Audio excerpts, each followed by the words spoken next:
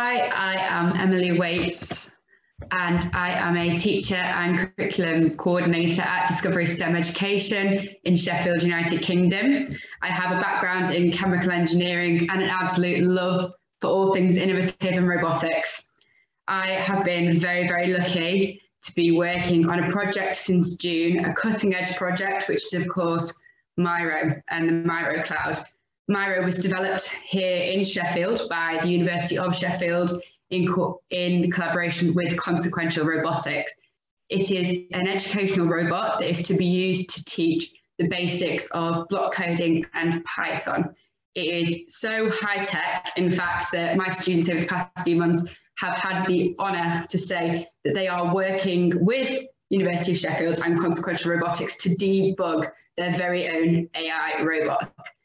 Miro is covered in sensors, actually over 40, including light, touch, cliff, sonar, and is incredible.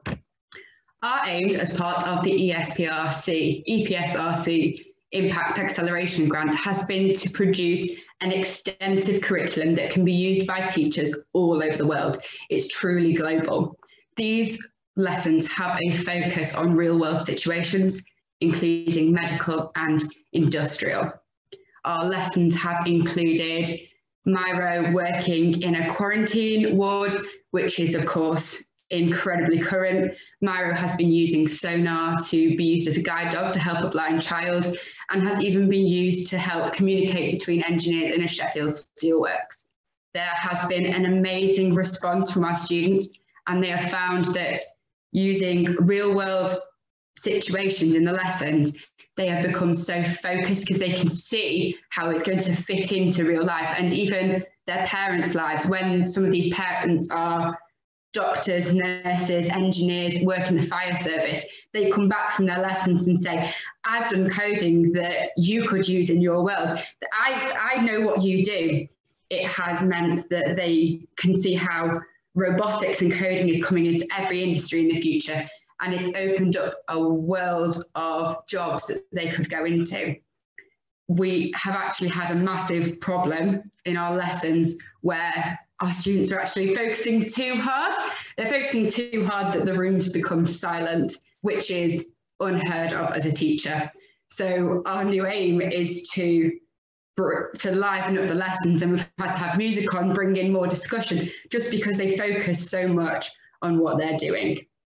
I teach 3 types of robots in my lessons, and Miro is the only one with a simulator. And I found this so beneficial. When we're coding, we get a mix of students, and some don't have as much confidence as others. So by them having to write code, download the robot, and then test it in front of their peers, they can get quite nervous, and this can mean they can tend to avoid doing the task altogether, or they won't test their code, so they'll never find the mistakes they're making and be able to solve them. When they have the simulator, they can test their code privately, and they can ask for help privately, which has meant our success rates have just increased exponentially.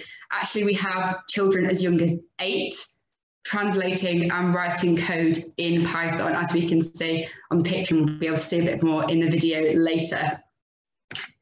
So the resources we have produced are to enable teachers who have no background or as much background in coding as anything. They come with a full scheme of work for every half term, full lesson plans with teaching tips, how to teach the skills, and example code on how to solve all the challenges. There are PowerPoints, worksheet booklets, and even an explanatory video that will explain to the children the challenge that has been set for them and the situation and the skills that they are going to learn and how to code that onto the Miro Cloud. So you can do as much or as little teaching as you wish.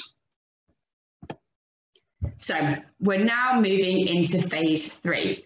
And phase 3 is training these teachers on how to use the resources. So in November, we will be running 4 one-hour sessions for United Kingdom teachers. It is fully funded by the EPSRC and is running just at the end of the school day, so no time has to be taken out of work. It's also all online because of coronavirus. And then come December, we will be making this global. We will be training teachers to use the lesson plans and the resources we've created and how to fit it into the curriculum in all countries. So this is just a little video to show you what we've been doing over the past few months and an example of one of our lessons.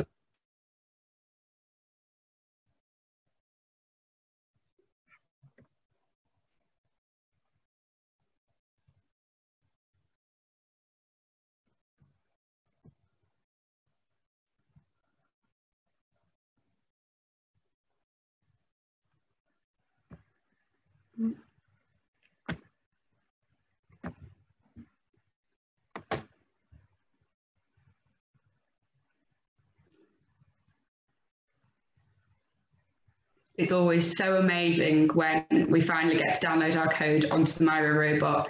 And when we get successful code, it is a celebration in the classroom. It's so exciting.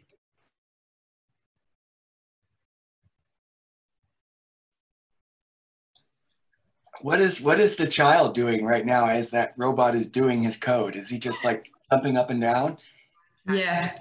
So we had all the students around and they were just so excited. They were jumping up and down, trying to move it in case it got stuck. Miro has sonar sensors which can detect an obstacle. To create a variable, we go to the Variables tab and click Create Variable.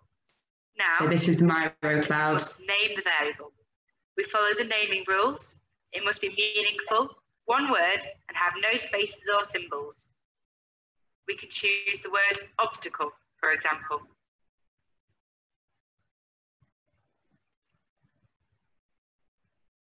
Then we make the variable equal to a value, such as our sonar range.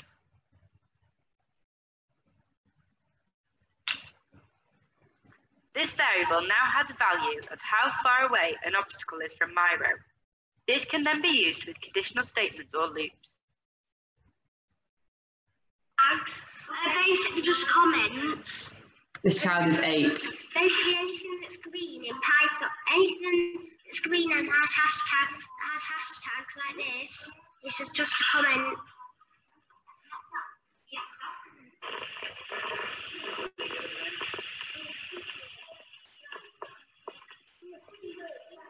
Here they were using conditional judgment to turn on the lights on Miro's back.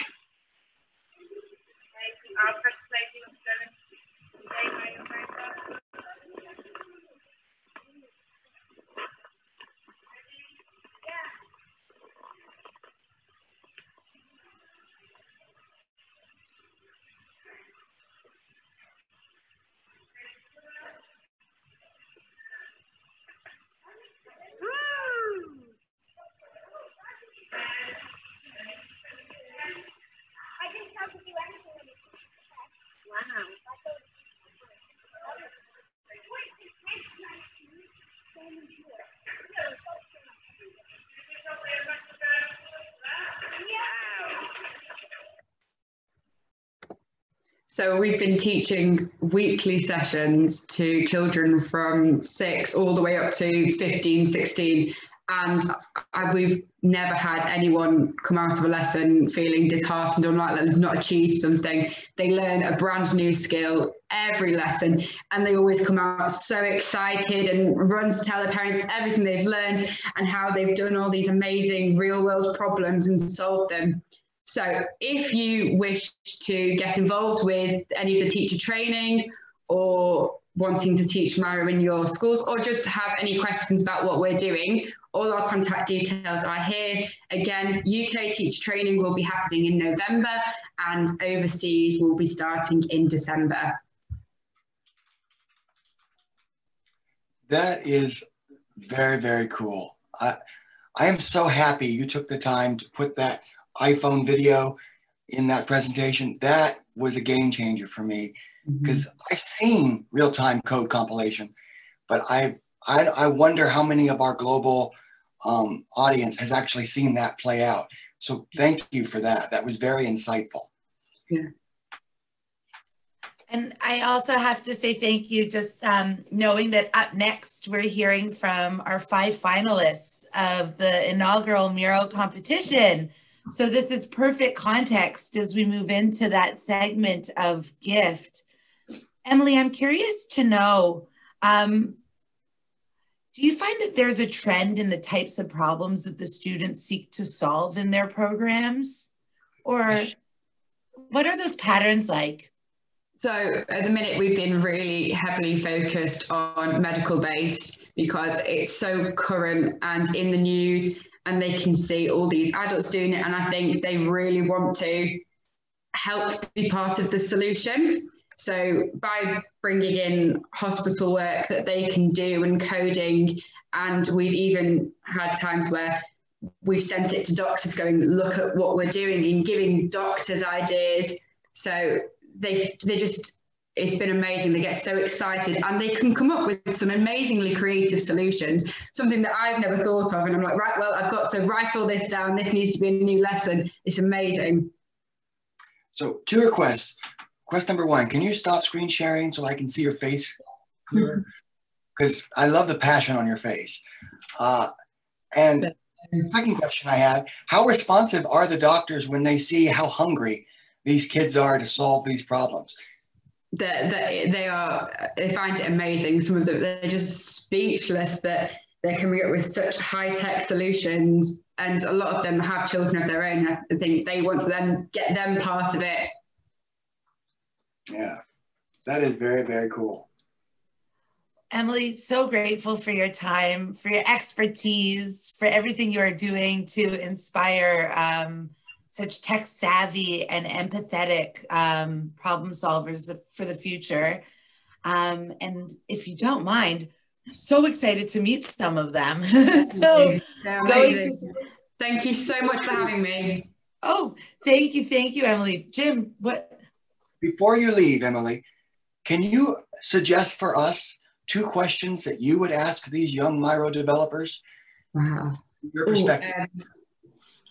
I'd go, what are some of the new skills that you've learned? Because some of them have learned brand new skills. And how are you finding using the simulator? Okay, excellent. Thank you. Your Thank insight. you. Thank you. Thanks, Jim.